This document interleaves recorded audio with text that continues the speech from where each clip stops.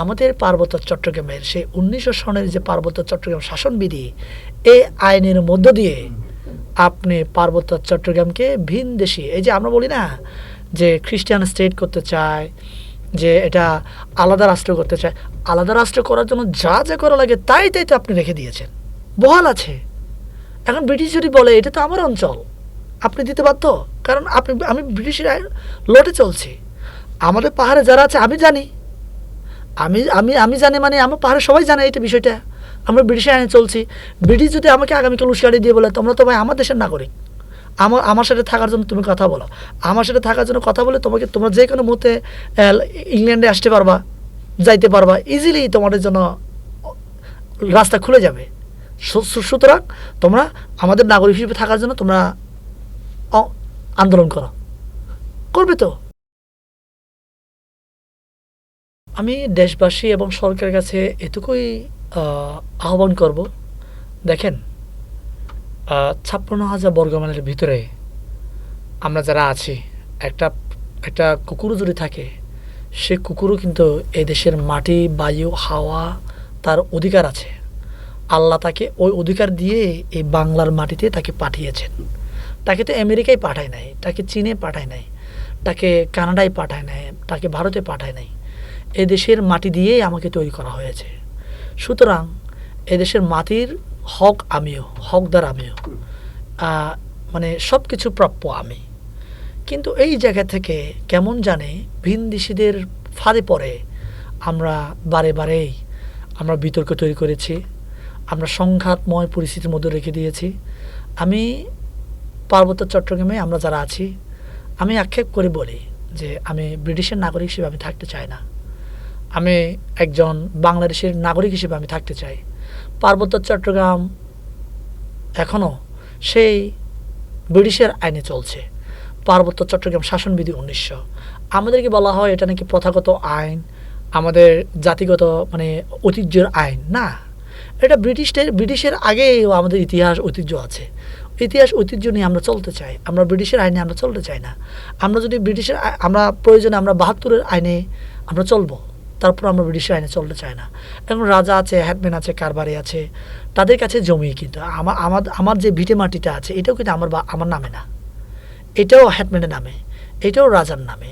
আমি একজন বাংলাদেশের নাগরিক হিসেবে আপনি কেন আমাকে এই যে এভাবে ভূমিহীন করে রেখে দিবেন? আমি ভূমিহীন থাকতে চাই না। অনেকে আমরা শুনি না যে সমতলের ভাইরা পাহাড়ে গিয়ে কেন জমি কিনতে পারেন না? পাহাড় তো বাংলাদেশের না, যার কারণে আপনি জমি কিনতে পারেন না। আপনি আমেরিকায় যান, জমি কিনতে পারবেন না, থাকতে পারবেন, ঘুরতে পারবেন, খেতে পারবেন, সব করতে পারবেন, কিন্তু কি পারবেন না? জমি কিনতে পারবেন না। আপনি কেন? ওই দেশের নাগরিক না। আপনি যখন গ্রিন কার্ড পাবেন, ওই দেশের স্থায়ী নাগরিক হবেন, তখন আপনি আমেরিকায় জমি কিনতে পারবেন। এই রকম আমাদের পার্বত্য চট্টগ্রামের সেই ১৯০০ সনের যে পার্বত্য চট্টগ্রাম শাসনবিধি, এই আইনের মধ্য দিয়ে আপনি পার্বত্য চট্টগ্রামকে ভিনদেশী, এই যে আমরা বলি না যে খ্রিস্টান স্টেট করতে চায়, যে এটা আলাদা রাষ্ট্র করতে চায়, আলাদা রাষ্ট্র করার জন্য যা যা করা লাগে তাই তাই তো আপনি রেখে দিয়েছেন, বহাল আছে।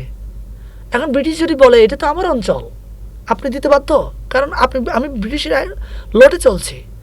আমাদের পাহাড়ে যারা আছে আমি জানি, আমি জানি মানে আমার পাহাড়ে সবাই জানে এটা বিষয়টা, আমরা ব্রিটিশের আইনে চলছি। ব্রিটিশ যদি আমাকে আগামীকাল উস্কানি দিয়ে বলে তোমরা তো ভাই আমার দেশের নাগরিক, আমার সাথে থাকার জন্য তুমি কথা বলো, আমার সাথে থাকার জন্য কথা বলে তোমরা যে কোনো মুহূর্তে ইংল্যান্ডে আসতে পারবা, যাইতে পারবা, ইজিলি তোমাদের জন্য রাস্তা খুলে যাবে। সুতরাং তোমরা আমাদের নাগরিক হিসেবে থাকার জন্য তোমরা আন্দোলন করো, করবে তো। কারণ আমি এই যে এই আইনগুলো তো আমাদেরকে বলে, আমি চাই যে এই ধরনের রাস্তাগুলো, এই ধরনের ফাঁক ফুকুরগুলো আমরা রেখে না দিই। এই ফাঁক ফুকুরগুলো, এই যে বিচ্ছিন্ন কথা বলি, বিচ্ছিন্নতার আমরাই রেখে দিয়েছি। আমি তো সংসদে প্রধানমন্ত্রী নই, আমি তো সংসদে সাংসদ নই, আমি তো চেয়ারম্যান মেম্বার নই। আমি দেশকে ভালোবাসি, সেই জায়গা থেকে দেশের পক্ষে কথা বলি ভাই।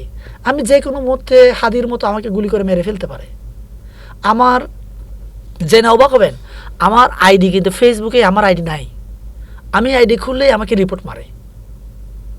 আমার 50টা আইডি কিন্তু নষ্ট হয়ে গিয়েছে, রিপোর্ট মেরে নষ্ট করেছে। অনেকে বলছে আমাকে ব্লু ভেরিফাই করতে, ব্লু ভেরিফাই করে আমি রাখতে পারি না আমার আইডি, এত পরিমাণ রিপোর্ট মারে আমাকে।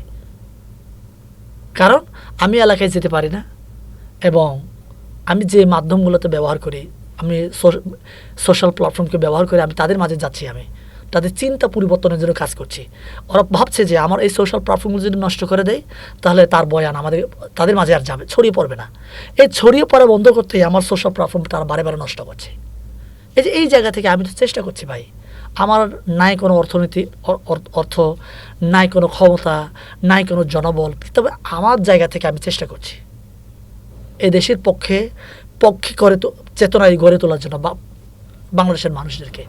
সেই জায়গা থেকে সরকারের তো অঢেল তার সক্ষমতা আছে, সেই সক্ষমতার জায়গা থেকে আমি মনে করি যে এই বিষয়গুলো নজর দিয়ে বাংলাদেশের সবাইকে, যে আপনার প্রধানমন্ত্রী বলেছেন রেনবো নেশন করতে চান, আপনি রেনবো নেশন করতে চান, তাহলে রেনবো নেশন হিসেবে আপনার সংবিধান হালকা একটু কারেকশন করেন। সংবিধানে কিন্তু বাংলাদেশে বাঙালিকে প্রায়োরিটি দিয়ে আমাদেরকে ক্ষুদ্র নিগোষ্ঠী উপজাতি বলা হয়েছে। এই যে ক্ষুদ্র নিগোষ্ঠী উপজাতি বলার মধ্য দিয়ে তো ষড়যন্ত্র তত্ত্ব রেখে দিয়েছেন। আঙ্গুল দেখে বলছে, দেখো তুমি যে বাংলাদেশকে ধারণ করো, সেই বাংলাদেশ তোমাকে ধারণ করে না। আমি যতই তর্ক করি, আমি যতই বার্গেন করি, দেশ আমাকে ধারণ করে, কিন্তু আমাকে তো আঙ্গুল দিয়ে দেখিয়ে দিচ্ছে, না এই দেখো এই ক্লটে আছে, এই বাংলাদেশকে আমাদেরকে অস্বীকার করেছে, দেখো সবাই বাঙালিকে প্রায়োরিটি দিয়ে লেখা হয়েছে, এখানে আমাকে স্বীকৃতি দেয় নাই। কেন বাংলাদেশি বলা হচ্ছে না, বাঙালি বা বাংলাদেশি কেন বলা হচ্ছে? হ্যাঁ, সংবিধানে এটা নাই তো, এই জন্য আমি বলছি বাংলাদেশে 54টা আপনার গ্যাজেটেড জাতি আছে, 50টা নন গ্যাজেটেড আরও 13টা আছে, টোটাল 63টা জাতি আছে। 63টা জাতিকে সংখ্যাগরিষ্ঠ হচ্ছে বাঙালি জাতি, এবং এর বাইরে যে যতগুলো আপনার যে 62 জাতি আছে, এই জাতিগুলোকে আপনি সংবিধানে স্বীকৃতি দেন, বাঙালি সহ নাম লেখেন না। 63টা জাতির নাম লিখতে কয়টা পাতা লাগবে ভাই? কয়টা লাইন লাগবে? 3 লাইন লাগবে, 4 লাইন লাগবে, 1 পাতা লাগবে, 2 পাতা লাগবে? এই দেশের সার্বভৌমত্বকে অক্ষুণ্ণ রাখার জন্য সংবিধানে যে 2টা পাতা সংযুক্ত করতে হয়, এটি তো আমি ক্ষতির কিছু দেখছি না। আমি চাই এই জন্য সরকারের কাছে আমার উদাত্ত আহ্বান থাকবে, এই সরকার করবে কিনা আমি জানি না, কারণ আমি চাই এই সরকারের কাছে আমার আহ্বান থাকবে যে বাংলাদেশের সকলকে বিগত দিনগুলোতে যে সরকারগুলো বিতর্কিত কাজ করে গিয়েছে, এই বিতর্কগুলো এড়িয়ে আপনি সবাইকে বাংলাদেশপন্থী করে তোলেন, এবং আমাকে একটা সংবিধানে নাম লেখেন, আমার নাম, যাতে করে আমাকে কেউ আঙ্গুল উঁচিয়ে দেখাতে না পারে তুমি এদেশে নও, তুমি ভিনদেশী, তুমি রোহিঙ্গার মতো এখন ভাষা অবস্থায় আছো। এইটা যাতে আমাকে বলে, আমাকে যাতে কেউ ভুল পথে ধাবিত করতে না পারে।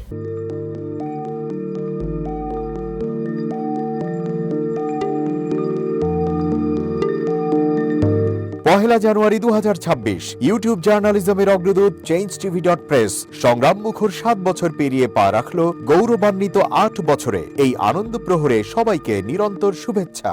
আমি নিজেকে ধন্যবাদ মনে করি, আমি সৌভাগ্যবান চেঞ্জ টিভির পক্ষ থেকে আমার সাক্ষাৎকার নেওয়ার জন্য তারা আসছেন, এবং চেঞ্জ টিভি দীর্ঘ 8 বছর ধরে এই কাজগুলি করছে। আমি তারা অনেক ভালো কাজ করেছেন, দেশের মানুষের সুখ দুঃখের কথা প্রত্যক্ষ তুলে ধরছেন। আমার আশা থাকবে চেঞ্জ টিভি সামনের দিকে উত্তরোত্তর আরও সমৃদ্ধ হবে। একটাই শুধু আমাদেরকে উপদেশ দিতে চায় তাদের কাছে, সেটা হচ্ছে সত্য কথাটা মানুষের সামনে তুলে ধরা, মানুষের ভিতরে কি চায় তাদেরটা তুলে ধরা, মানুষের প্রত্যাশা তুলে ধরা, এবং মানুষের মধ্যে এই যে দেশাত্মবোধটা এবং সত্যবাদীটা, এটা জাগরণ করে চেঞ্জ টিভির সামনের দিকে এগিয়ে যাবে। এবং যারা দেশের কথা চিন্তা করে এবং দলমত নির্বিশেষে যে লোকগুলো আছে, তারা দেশের কথা চিন্তা করে, দেশের উন্নয়নের কথা চিন্তা করে, কোনো পক্ষপাতিত্ব করে না, তাদের বক্তব্য দেশের মানুষের তুলে ধরা, এই কাজগুলি সামনে এগিয়ে নিয়ে যাবে, এটা আমাদের প্রত্যাশা। অনেক ধন্যবাদ আপনাদেরকে, দেশবাসীকে, দেশবাসী সবাইকে আমি ধন্যবাদ জানাচ্ছি। changeTV.press এক ফোঁটা হলুদ নেই।